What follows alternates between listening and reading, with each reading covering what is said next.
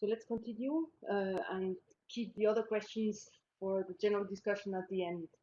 And it's my pleasure now to introduce Sarah Jones, who works at the Digital Curation Centre in Glasgow. It's a UK national service to support the higher education sector with research data management. She's also involved in the EC-funded Foster, Open Air and EUDAT projects, which facilitate open science by training researchers and providing services for open access and open data. Thank you very much, Nico.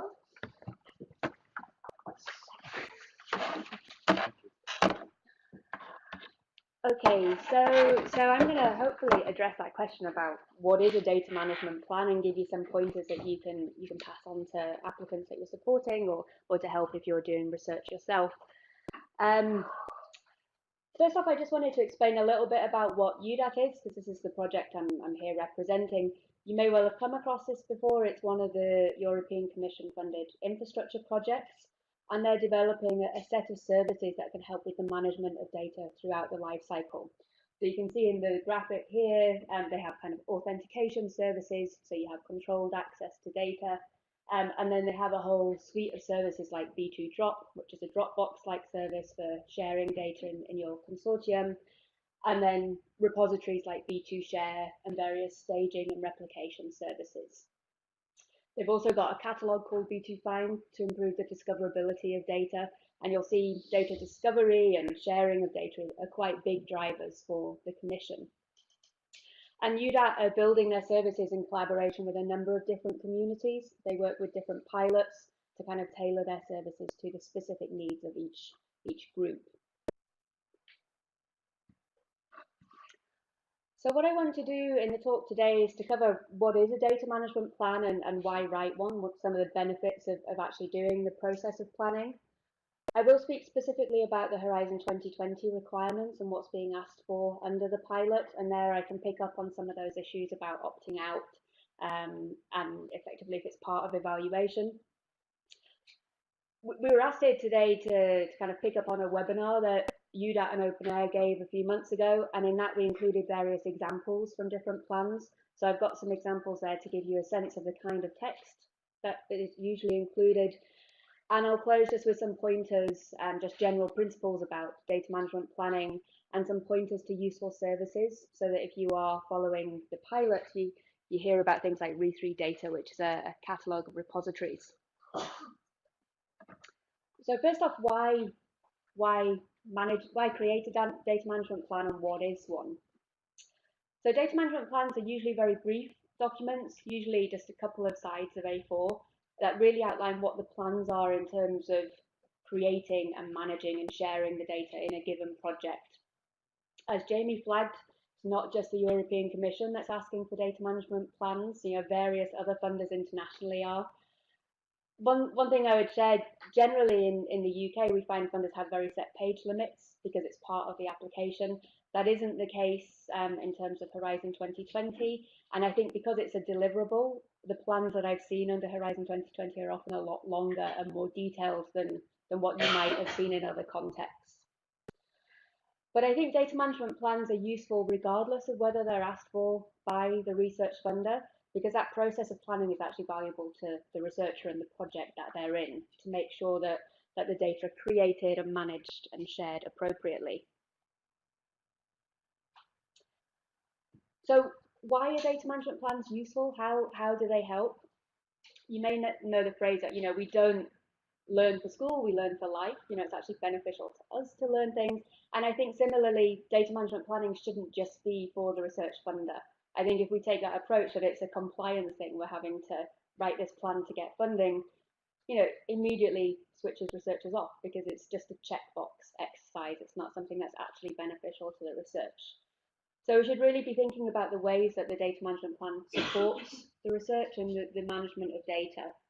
And I think really having good procedures about creating and structuring, documenting data is actually really beneficial to the project, so they can make sure they're not drowning in lots of stuff, multiple versions of the data where it's not clear what's the latest copy or which is the processed data. So it's about having good procedures that everyone's working to coherently.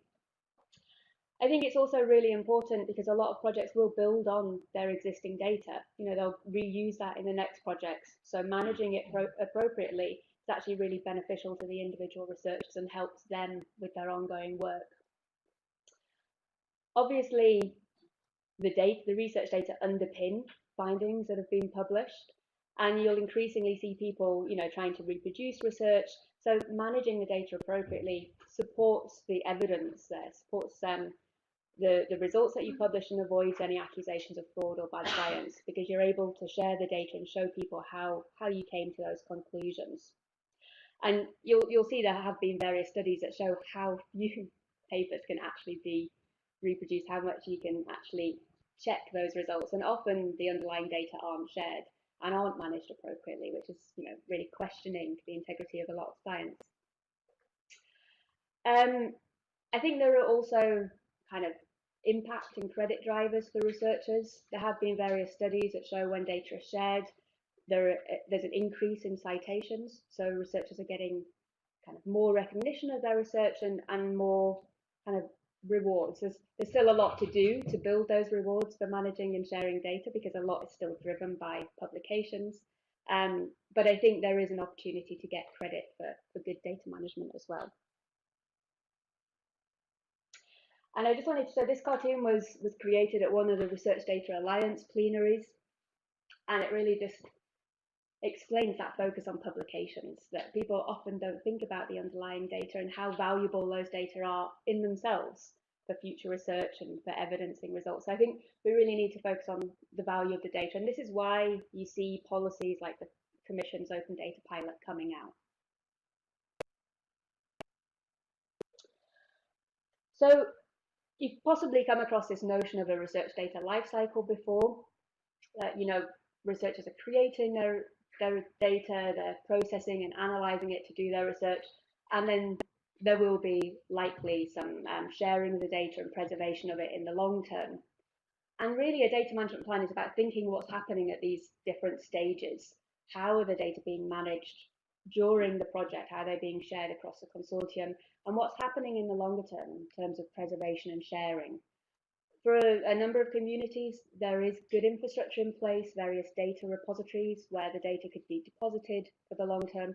So it's about thinking about what's happening at each stage and who's responsible.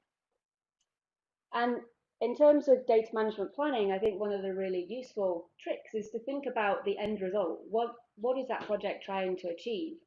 Are they wanting to share their data? Perhaps they're being encouraged to share their data if they're within Horizon 2020 and part of the Open Data Pilot.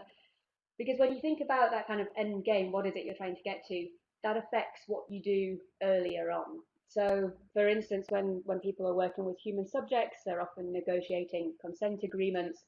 If they're wanting to share their data, they need to also get consent to do that. They're not just collecting the data for that research. They need to actually get consent for the wider sharing and potential reuses in the future. And the same applies if researchers are reusing third-party data, things that they have under license. They need to know that those licenses cover the potential sharing of a data set that might include somebody else's IP, not just new data that they've created. So it's important to think about that end result so that you make sure the steps you follow in the kind of data management during the project are appropriate. But also, when you think about a reuser of the data, how do they expect to come to the data and to find it and understand it? How should it be structured so that other people can understand that data and reuse it? Because often you'll see things aren't well documented or structured, so it's not easy for other people to reuse them. And data repositories, you know, will expect data to a certain standard so that it can be reused. So it's important to plan that from the outset too. So this slide here is just picking up on some aspects about data organization, having procedures for file names and structuring the data. And there's a link here to some guidance in the Netherlands from DANS. Another general trick in terms of data management planning is to think about the range of stakeholders involved, because it isn't just the individual researcher who has a responsibility.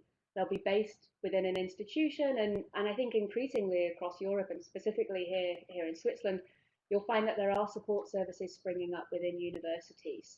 And there's a national pilot, which I think will be picked up in the next set of slides that you'll hear about too. And obviously there are kind of wider stakeholders, data repositories that are available for long-term preservation and sharing of data, and other players like publishers will have relevant policies about data availability. So it's thinking about that wider context too. So I want to speak specifically about Horizon 2020 and what's required there, just to give you the context of data management plans in that programme. There are a few requirements for participants in the programme. They need to develop a data management plan, which is really the kind of key thing we're covering today. And then in terms of managing their data, they're asked to deposit their data in a data repository. So it's not sufficient to just kind of put the data on a website or say, you know, contact me and I'll give you a copy of the data. They're asked to deposit in a repository, and that's to make sure that the data are managed appropriately in long term. They're also asked to take measures to enable third parties to access, mine, and exploit and reproduce the data free of charge. And this is really the nub of what it means to make data openly available. So here we're thinking about, you know, licensing the data openly, making sure it's well documented and described so other people can understand the data, making sure it's in appropriate formats so that other people can use the data and it can be sustained into the long term. And then the final requirement is about providing information via the repository that they deposit in about the tools that are needed to reproduce and validate the results as well. So here it's explaining essentially the processes that have been followed and the various tools that have been used. And they say that it's important, thank you very much, to share those tools if possible, but obviously that's not always feasible.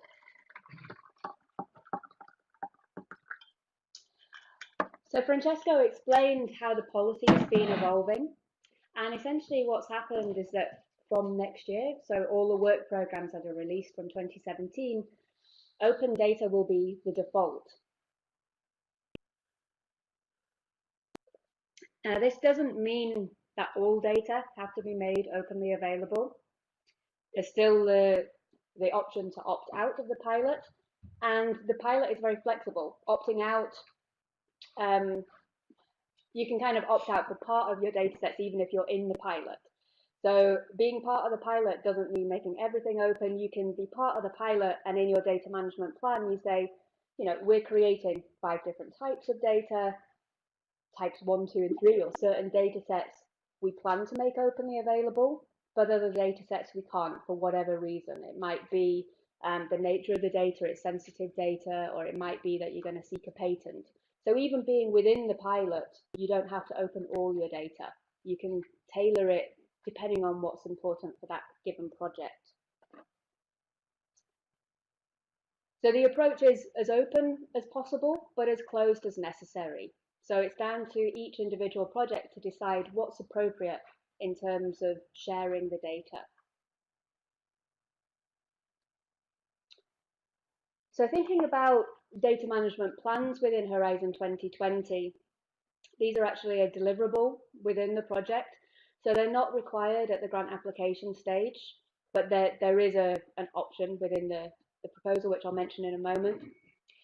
And the data management plan is a living document, and I think this is the real strength of the Commission's pilot.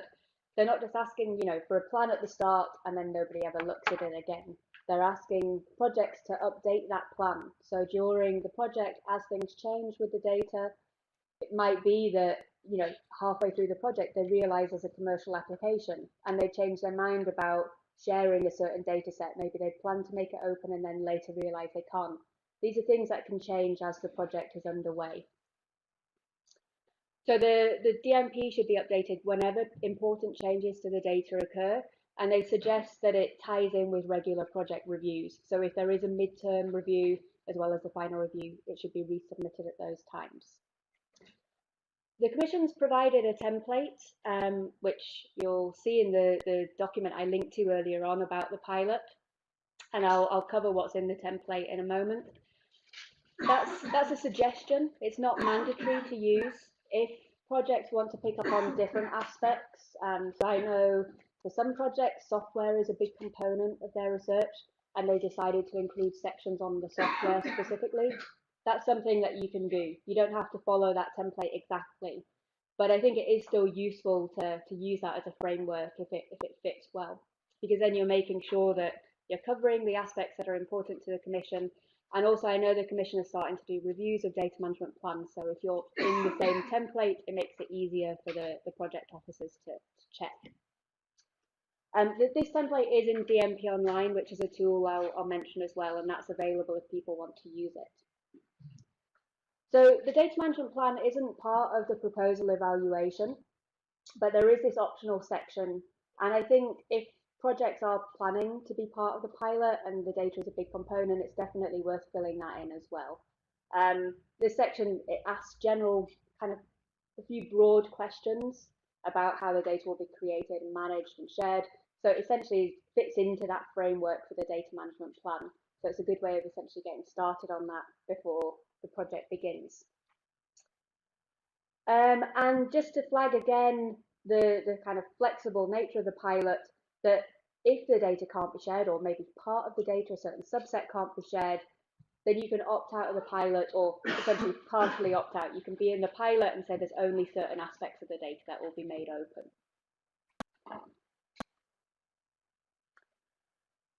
So one of the concepts that I think it's important to understand about in terms of the Commission's pilot is this notion of fair data. So this means data that's findable, so it has persistent IDs, there's good metadata online, so the data are discoverable when people are searching for relevant data sets. It's accessible, so people can get a copy of that data to reuse. It's interoperable, so it's using relevant standards so that it can be joined up with other data sets, and it's reusable. So here we're thinking about that broader metadata and making sure that data are well described and understandable to others. And the Commission has really picked up on this notion of fair data. They released new guidelines, I think it was in July this year, and this really picks up on fair data quite a lot. And it also is used in the structure of the data management plan template now. So I think it's important to consider how the data will be fair.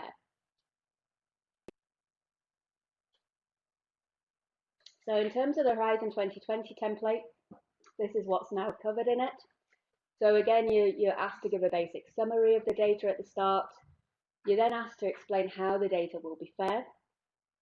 The allocation of resources, I think this is possibly one of the flaws in the Commission's approach. You're eligible to include costs about data management, but the DMP isn't required until 6 months into the project. So this is why I think it's important to consider these aspects at the application stage if you can, particularly if it's a big part of your project, because then you've got some text about the data management which helps to justify any resources that you've put in. But you're asked about any resources that are needed, data security aspects, ethical aspects, and any other issues. And the link at the bottom here takes you to the FAIR data management guidelines, and that has this template in it. So although the Commission's guidelines are a bit different to other funders, generally there are some common themes that come up in data management plans. And I just wanted to flag this because this is a structure I'll use when I'm showing you some examples. So usually projects are asked to explain about the data that will be created, the standards and methods that they'll be using, and this is really thinking about the fairness of the data, the potential for reuse. Usually there's a section on ethics and IP, and this is often in terms of any restrictions and justifying those restrictions. So to pick up on that question earlier on about, can you opt out? Essentially for the Commission, it's fine to opt out, but if they look at the reasons and they think, well, this isn't really justified, you may get some pushback from the project officer. And I think particularly now that they're starting to review the data management plans more, if it looks like people just aren't sharing data because they don't want to, rather than because there are valid reasons not to, I think that's where you'll get a bit more pushback. The plans for data sharing and access, and also the strategy for long-term preservation. So these are the kind of 5 themes that usually come up in data management plans. So what I want to do is walk through some examples and then close with some general kind of tips and advice. You'll find that there are a lot of example data management plans online already from various different funders and contexts. There are particularly a lot from the United States. They've had a much more forward-thinking approach to sharing, I would say, than we have in the UK. So this first link is to some humanities examples from the NIH. The second link goes to a collection of NSF, so National Science Foundation awards. University of Leeds has some from various disciplines. There's actually a journal, the RIO Journal, Research, Information and Outputs, which publish DMPs. So if you're wanting to share, it's a good place to publish your DMP. And we link to various examples on the DCC website as well. So if you're looking for one from a particular discipline, it's useful to look at what's online. Even if it's not a Horizon 2020 example, the themes that are covered are generally the same. But there are various Horizon 2020 ones. There are 3 that are publicly available in Zenodo. The first one here comes, Jamie was involved in, so I'm sure you'll hear more about this later on. But there's a microelectronics example and an ICT one as well. And I think Zenodo is probably a good place to look in future. I'm sure more will become available through there. So I wanted to go through those kind of common themes and give you a sense of what may be covered in a data management plan. So in terms of data description, these are a couple of examples abstracted from various plans. At the start here, you can see the project's giving a general description about the type of data they'll create, so the fact that it's demographic and behavioural data from interviews, and also lab data, so they're covering the different types. This second example, they give a lot more detail on essentially how the data are being created as well. So how they're going to document the data in a lab notebook and then copy it into Excel, and also that it will be saved as a CSV file. In terms of metadata, I think the really important thing to stress here is the use of standards. So how the data will be documented and how you're making sure it's appropriate for the given community that the researcher is working in. So the first example comes from the social sciences, and they talk about how the metadata will be tagged in XML using the Data Documentation Initiative, which is a well-known standard in the social sciences. And they also go on to explain that that broader documentation that will be captured is sufficient for a secondary analyst to use the data. So they're thinking about what a reuser would need and what that means in terms of how the data is documented. The second example, again, goes into a bit more detail. So they're talking about exactly what will be described. So all of the columns, units, abbreviations, and missing value identifiers. Again, they talk about the format that this will be stored in, that it will be a text document stored alongside the data file. And they mention the standards again, so EML, which is the ecological metadata language. And they note that they're using that standard because it's commonly accepted and known in ecology. So in terms of data sharing, I think what's important, particularly in terms of the Commission's pilot, is explaining how the data will be available. And for the Commission, I'd pick up on things like applying DOIs as well, because that's something they note specifically. This first example here comes from the University of Bristol.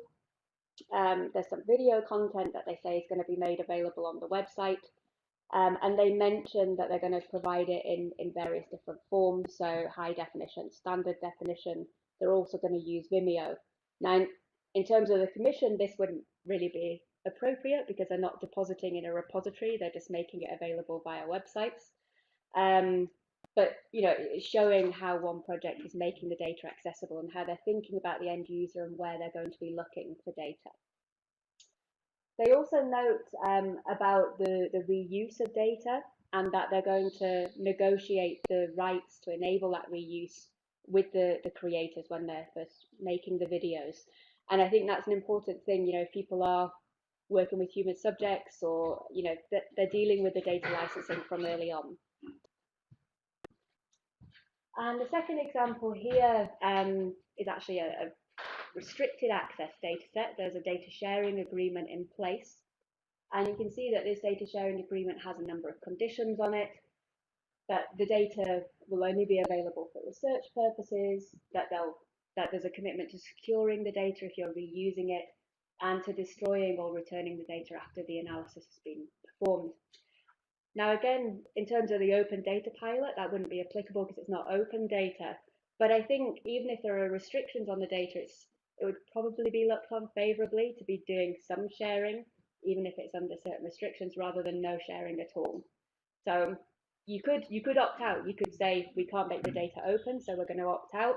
But I think if you opt in and have some form of sharing, it's probably looked on more favourably than a blanket kind of no.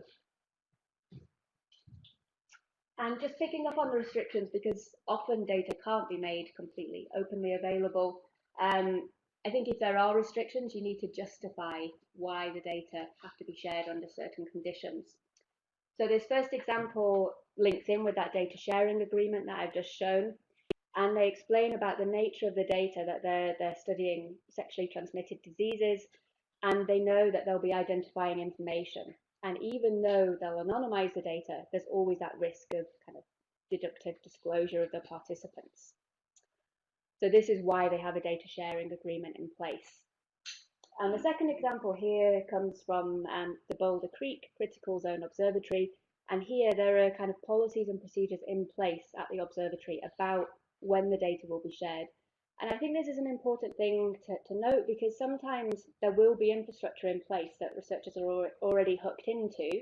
And if there are existing policies, what you can do is reference those in the data management plan and say, you know, this is the procedure at the observatory where I'm based. And finally, the kind of archiving examples. The first one here, they're flagging that they're going to work with the archive to determine which data should be kept, and they'll place a copy of the data in that repository. And I think for the Commission, it's really important to flag the use of repositories. This is one of the specific requirements in the pilot. And the second one, again, here, they're thinking about how long the data should be preserved. It will be for a minimum of 10 years. And also that they'll use appropriate formats to enable the data to be preserved. So I would encourage you to share your data management plans. We do have a list on the DCC website, and we're happy to link to ones that you've made available as well. And I think looking at the examples that are out there is actually a really useful way to get a sense of how to write a data management plan or what to include. So just to close, I want to give some pointers to some general tips and also some useful resources that you can use. I think in terms of data management planning, one of the key things to do is to seek advice, to consult and collaborate. So to find out, if you're not already aware, what's good practice for the given field that you're working in. So asking colleagues how they manage their data, what standards they use, or consulting with people within the institution, within the library and IT services, about what support is available locally, because that's really what the plan should be based on. Because if you're evidencing that, if you're showing that you're using common standards for your field, or that you're using support services from your own institution, it shows that the plan's more feasible to implement. The DCC does have a lot of support on data management planning specifically, and by all means reuse any of this content. Our materials are all openly licensed. So we've got guidance documents that you can reuse or repackage. We do have the links to example DMPs, and we have this DMP Online tool as well, which I'll just flag. So DMP Online is a web-based tool for writing data management plans, and it includes a template for Horizon 2020. So those guidelines from the Commission are built in there, and I don't know if that's a little pointer. Yeah, you can see the guidance from the Commission, but there's also guidance from other sources. So there's guidance from the DCC, which you can choose to show, and there may well be guidance from your institution as well, because institutions can customize the tool. And we found in the UK that's helped a lot, because researchers aren't always aware of what support's available from their own library or IT. So the way the tool works, researchers can pick to write a generic data management plan if they're not responding to a given funder requirement. But there are templates for different funders like Horizon 2020, and there's guidance from different sources like DCC or EUDAT. When you're writing a plan, you can see the general questions that come up here. There's the guidance, and there's also options to leave notes. because the plans can be shared between collaborators. So if researchers aren't sure about, what the right answer is, they can comment on that and discuss it as they go along. You can also export the plan into a variety of different formats. For the Commission, just uploading a PDF is fine, but you can have it in various formats as needed. I mentioned that for the Commission you need to deposit in repositories, and sometimes researchers aren't aware what repositories are available. So re3data is a good place to start. This is something you can search. You can search by subject, by content type, or by country, and you can tick different filters if you want to look for repositories that assign DOIs. That's something that's useful in the Commission context, or for kind of trustworthy repository status.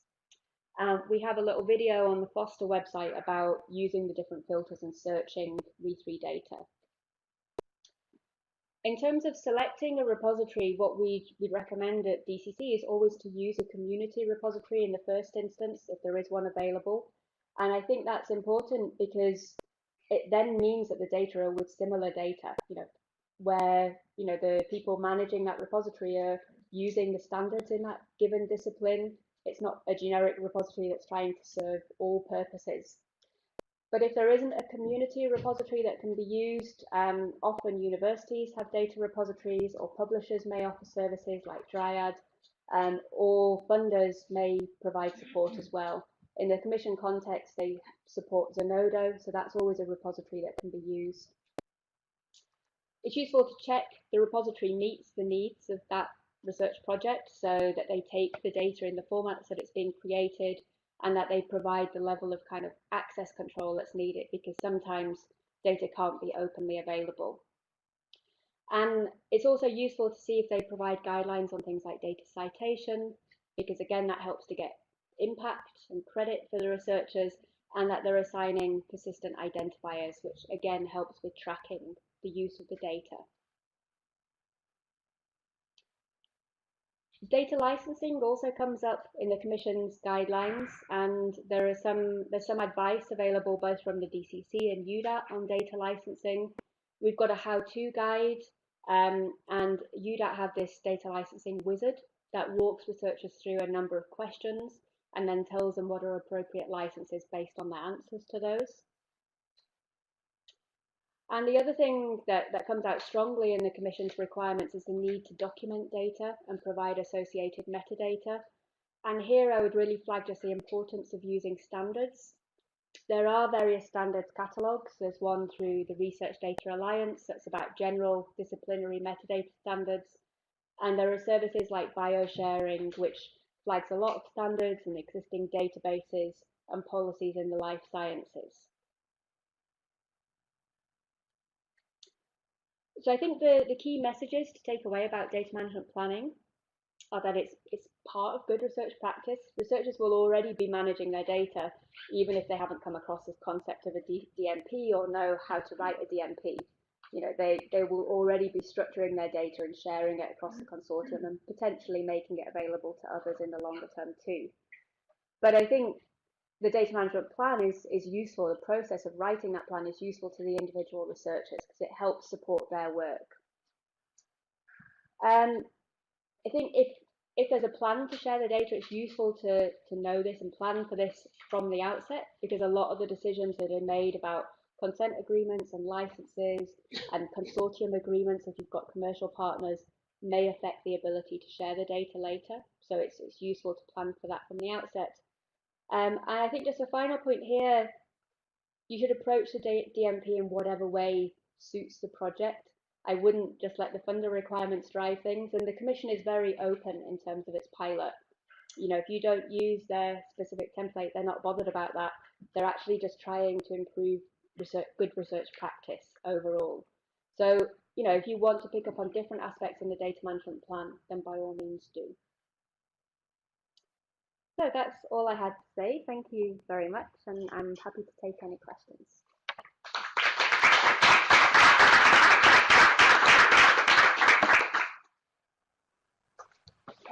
Question good and correctly. You write one data management plan for consortium, but is it possible that the different partners Yep. So it's not necessarily to have the same methodology or same approach for all departments. So I think in terms of the methodology and the general how the data are handled, you probably want to make sure that's coherent across the consortium. They're not all adopting completely different approaches, but it's feasible for a given project to be using many different repositories, because it might be that one type of data goes into a certain repository and another repository is used for a different data set. So you don't have to deposit in just one repository, but I think in terms of how the data are managed and handled, you do want some coherence and consistency across the board. Yes? Can you tell me whether the EC foresees any money for data preservation, the costs which will be incurring after the end of the project? Yeah. So when you read the guidelines, you can write in costs for proposals, but it's a bit of a problem if people aren't considering these costs until midway through the project.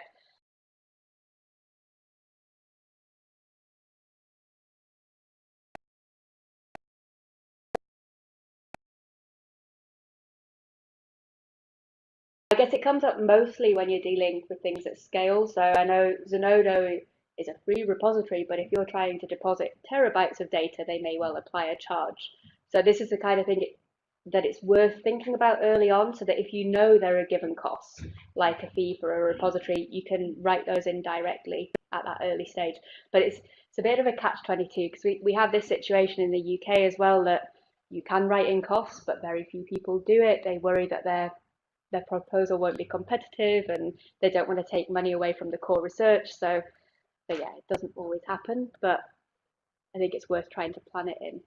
Yeah, I'm especially thinking about, the costs that may incur really after the end of the project, because by definition now they're not eligible.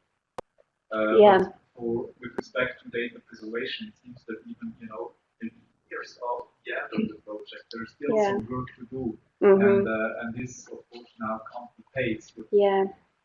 So the guidelines, the EC doesn't say much specifically on that, but the guidelines we've had in the UK are that essentially the costs can only be paid within the lifetime of the grant.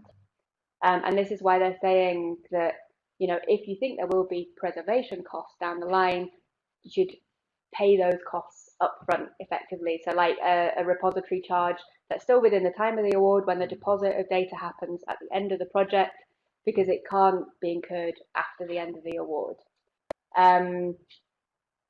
It's difficult to manage that. I know in the UK some universities have been thinking about, can we apply a charge, in our own data repository to try and cover that. But actually, when you look at studies, the longer term cost is actually a lot lower than that initial ingest of data into a repository, and that whole kind of packaging up and describing of the data. So the actual preservation cost, studies have shown that's lower. I know it's kind of, yeah, it's not an ideal solution because there will be costs down the line. But yeah, I think for the EC they would have the same ruling as UK research councils, that you have to have all the costs within the project lifetime. So I think some kind of repository charge is probably the best way to try and recover those. But just mention one thing: the Commission's got for publication, because this is also a problem for publication, which happens usually after the end of the project. The Commission has, I think, some money aside so where you can apply to fund your publication after the end of the project. You apply to this money part that fund the cost of all the publication in the project there. So they are aware about the problematic, and they are trying to fix it right way on the publication side. And the whole activity around the digital market and their wish to put the whole infrastructure in place, I guess goes also in this direction of discussing about the cost. We can pay at the very end. Pay and yeah. So at the moment, as Francesca was saying, there is this APC fund that's available for proposals from FP7. So you can cover the kind of publication charges that way.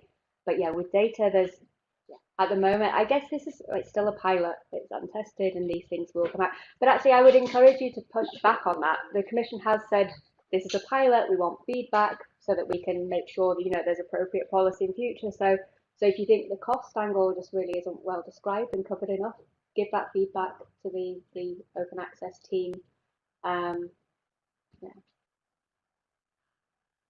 Did you have a question too? Well, actually, it was this question is that when we face the building of the proposals and we come to this question about the management plan, there's what cost do we put behind? Yeah. And I wanted to ask, because this question is, does EUDAT, Foster, or OpenAir collect information about that at the proposal level? You collect what are the costs expected or to have an idea about what the proposal can put after in the proposals. Yeah, so I don't think they have specifically. I know OpenAir collects various details about the awards that have been made, but I don't think they have information specifically about the data management plans or any associated costs. But that would be a useful thing to collect and provide, because I know for a lot of projects it's kind of like a piece of string. How long is it? How much do you need to put in? Especially that it depends on the project himself.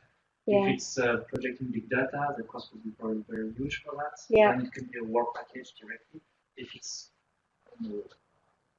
for management, let's say manufacturing, just to think about an example, it might be less cost. Yeah. So do I balance that when I'm pressing section 2.2 on the proposal? Yeah, yeah.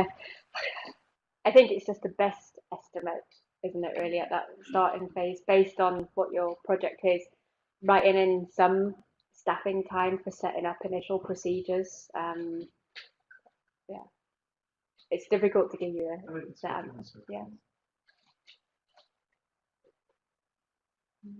Yeah. Can you tell us something about the reviewing of the data management plan by the project officer?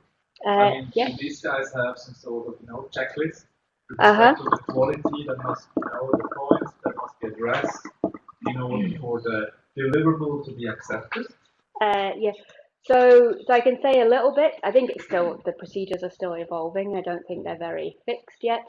But the DCC has done some training through REA, the Research Executive Agency, and also through Foster with DG Connect on reviewing data management plans.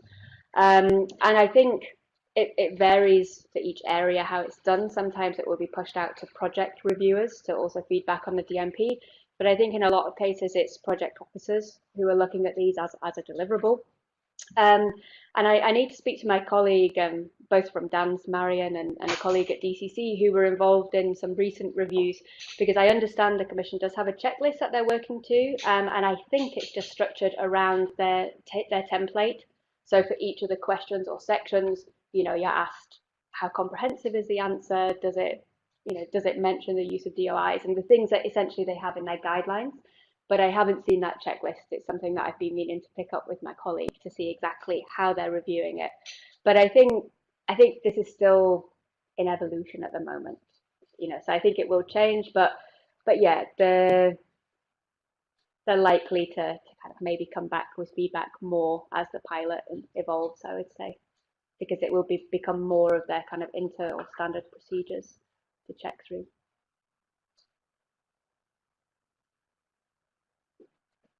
Okay. Oh, sorry. Question. Does the Commission actually plan to check whether the data are really saved on the repository? I don't know how much they will follow up. I think long term that's the kind of thing they would like to do.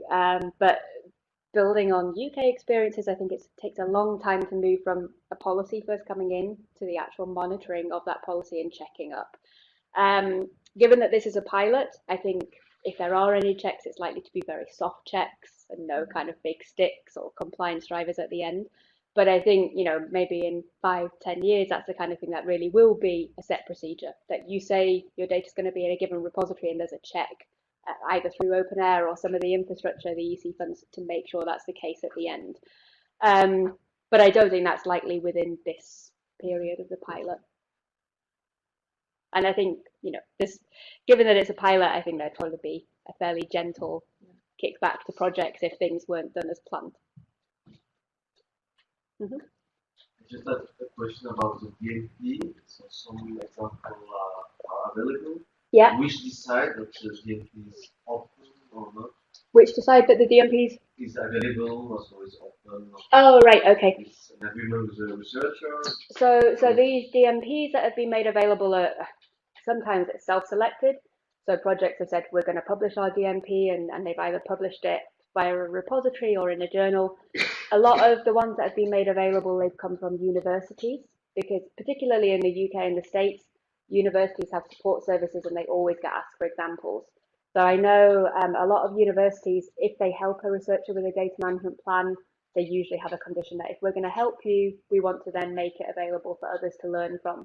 So a lot of the ones that are available have come out of that kind of process, which again gives you a sense that it's a sound plan because it's something that a support service has sat down and co-written with the researcher.